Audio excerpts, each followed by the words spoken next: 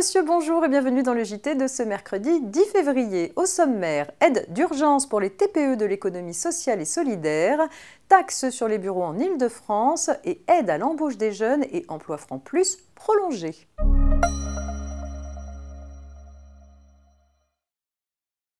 On ouvre donc ce JT avec un point sur l'aide d'urgence pour les TPE de l'économie sociale et solidaire. Un fonds d'urgence doté de 30 millions d'euros a en effet été créé pour venir en aide aux structures de l'économie sociale et solidaire, l'ESS, de 1 à 10 salariés frappés par la crise. Sous cette condition d'effectif sont concernées les associations, les coopératives, mais aussi 3 catégories d'entreprises. Les entreprises bénéficiant de l'agrément entreprise solidaire d'utilité sociale, celles relevant du champ de l'insertion par l'activité économique et celles ayant inscrit les principes de l'ESS dans leur statut.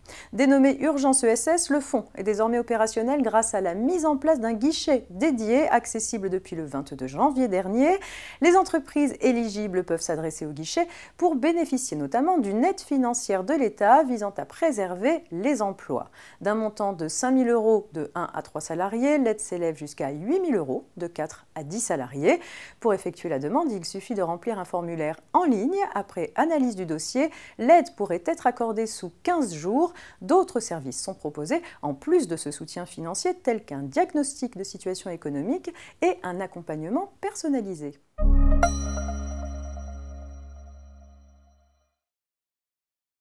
Taxe sur les bureaux en Île-de-France à présent. Pour mémoire, une taxe annuelle est due à raison des locaux à usage de bureaux et assimilés, des locaux commerciaux, des locaux de stockage et des surfaces de stationnement situées dans la région Île-de-France et dont la superficie dépasse certains seuils. Les propriétaires de tels locaux au 1er janvier 2021 sont tenus de déposer avant le 1er mars 2021 une déclaration spéciale accompagnée du paiement de l'impôt. Les tarifs applicables en 2021 viennent d'être publiés.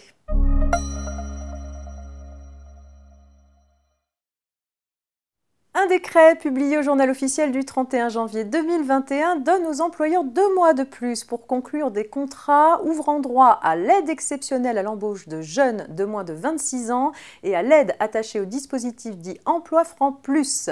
L'aide aux employeurs qui embauchent des jeunes de moins de 26 ans en CDI ou en CDD d'au moins 3 mois pour une rémunération inférieure ou égale à 2 SMIC est donc désormais ouverte pour les contrats conclus entre le 1er août 2020 et le 31 mars 2021 au lieu du 31 janvier 2021. Quant à l'aide aux emplois francs plus, elle est elle aussi ouverte pour les contrats signés avec des jeunes de moins de 26 ans du 15 octobre 2020 au 31 mars 2021 au lieu du 31 janvier 2021.